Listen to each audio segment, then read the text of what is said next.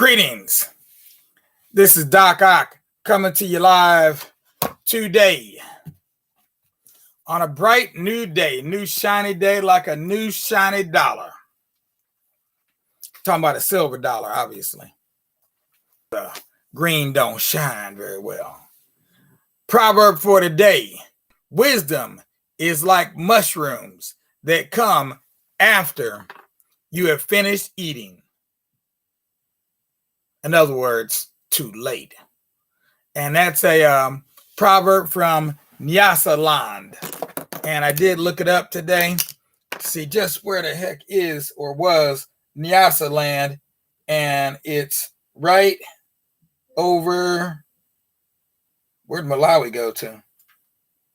It's like Malawi disappeared. It must be like right up in here. Nyasaland. Okay. Let me check something right here, because I'm hearing something here that I shouldn't be hearing. Dang. Okay, well, that one's gone. All right, meanwhile. Okay, so that's a proverb from Nyasaland. Wisdom is like mushrooms that come after you have finished eating. Much. So let's go ahead with our poem of the day. And this one is coming out of the book. What's it called? So Far, So Good by Gil Scott Heron.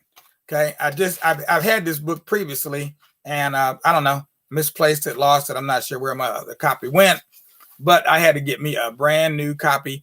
And thank goodness for my girl Wednesday up there at Third World Press. She was able to get me a brand new copy. Okay. In time for us to begin today. And the poem today is called, I Think I'll Call It Morning. I'm going to take myself a piece of sunshine and paint it all over my sky.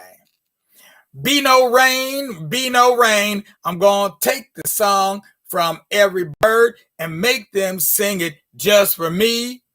Be no rain. And I think I'll call it morning from now on. Why should I survive on sadness? Convince myself I've got to be alone.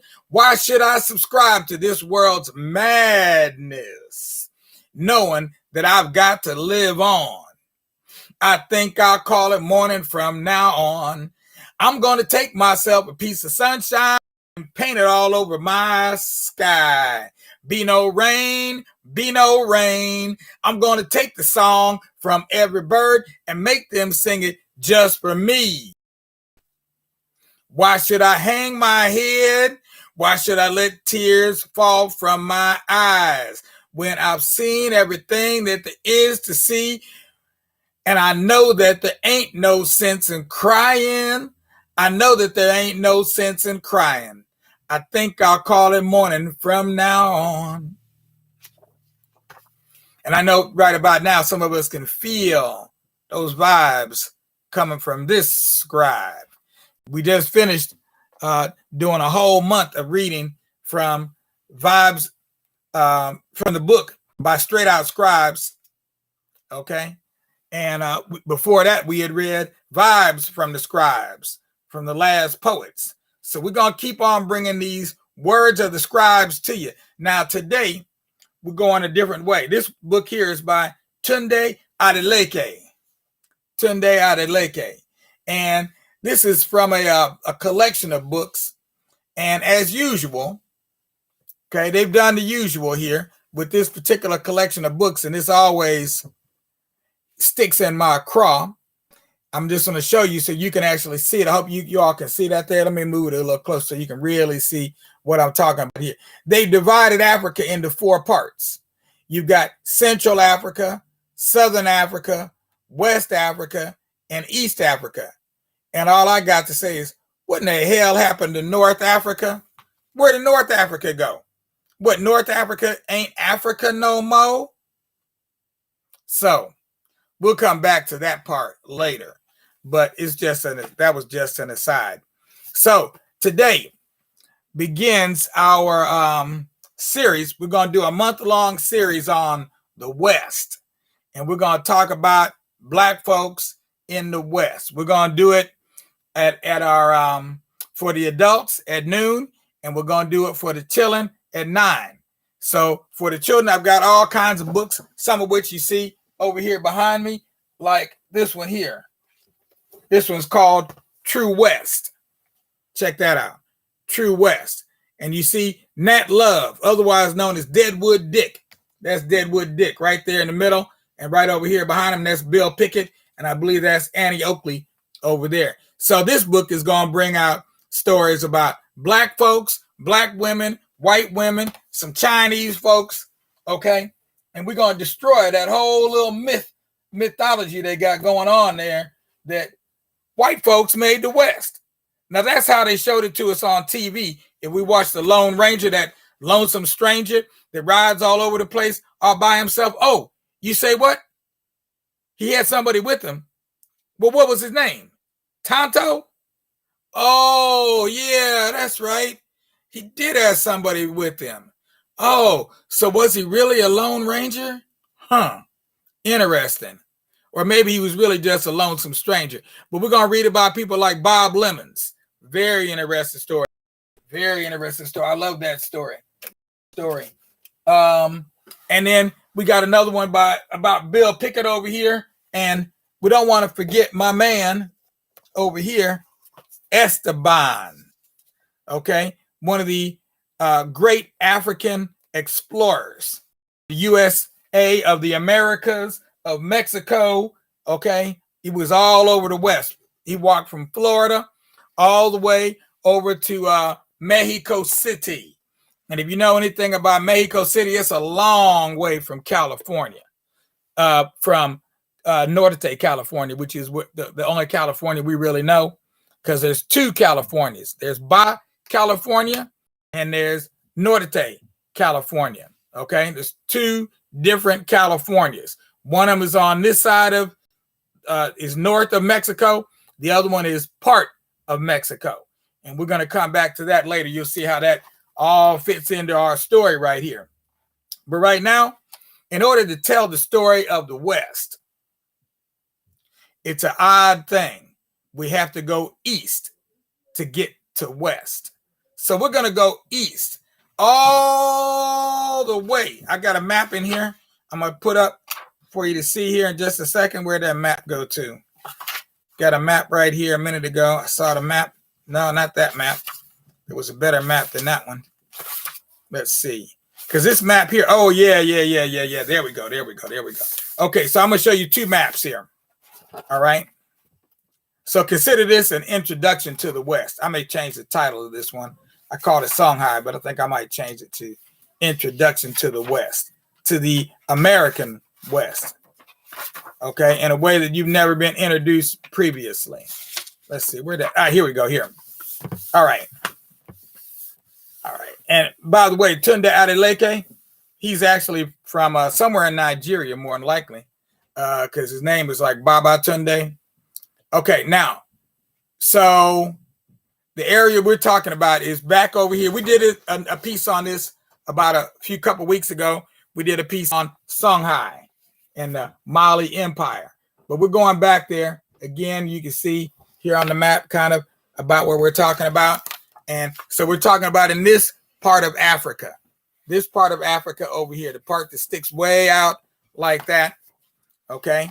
And so here's a close-up map of the area that we're talking about. And you can see here, they have Songhai on here, but they spelled it differently. Okay. So we're going to be talking about Songhai. And then you see those black lines going all over the place over here. Those are actually the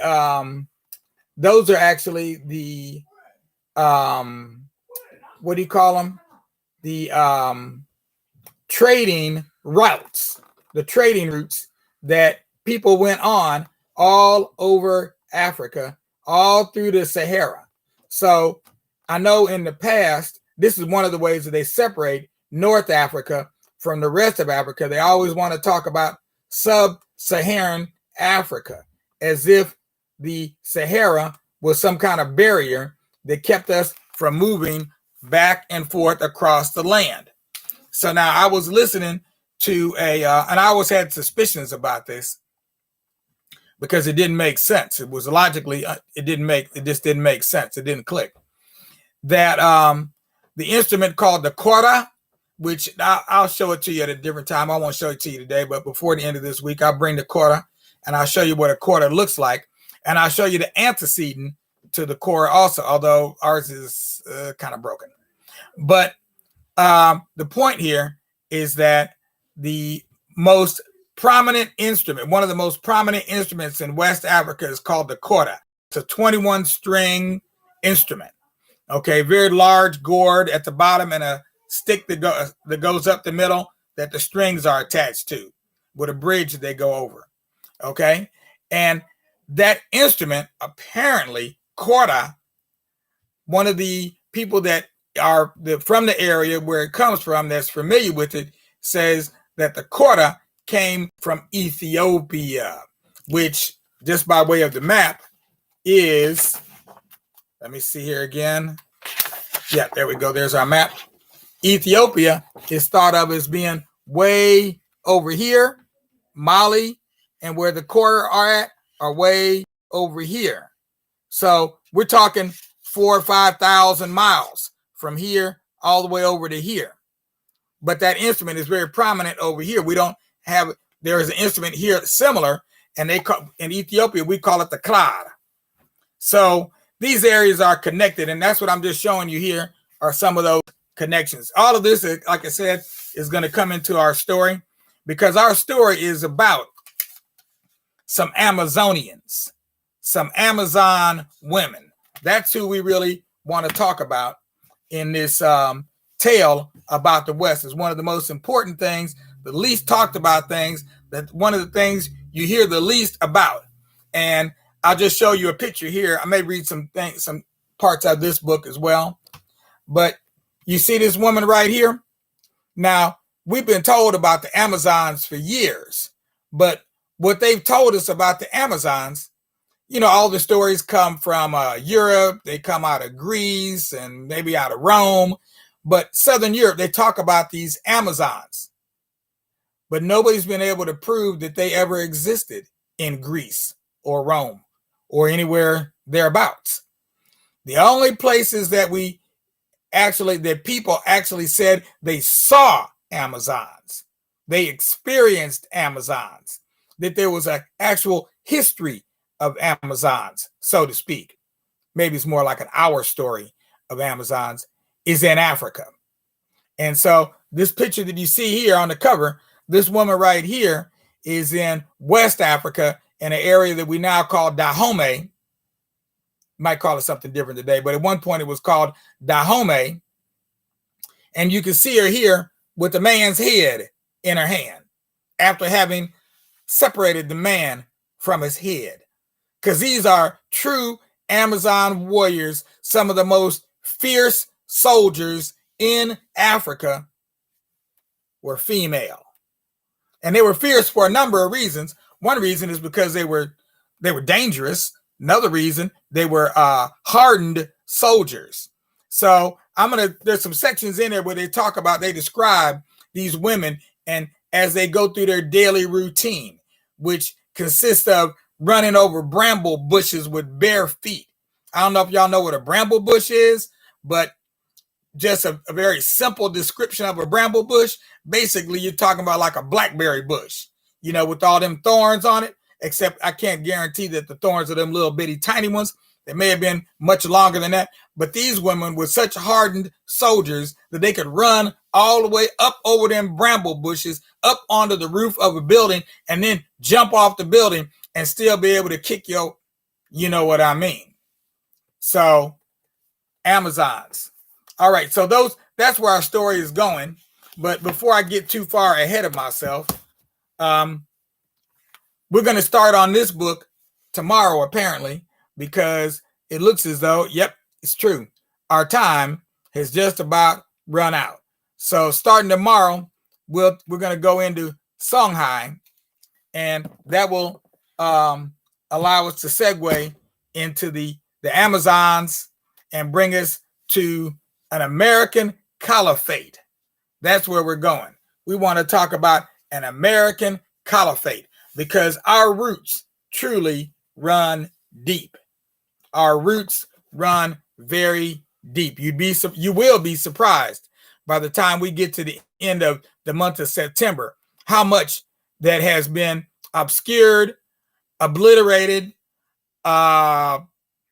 reconstituted, and just outright washed.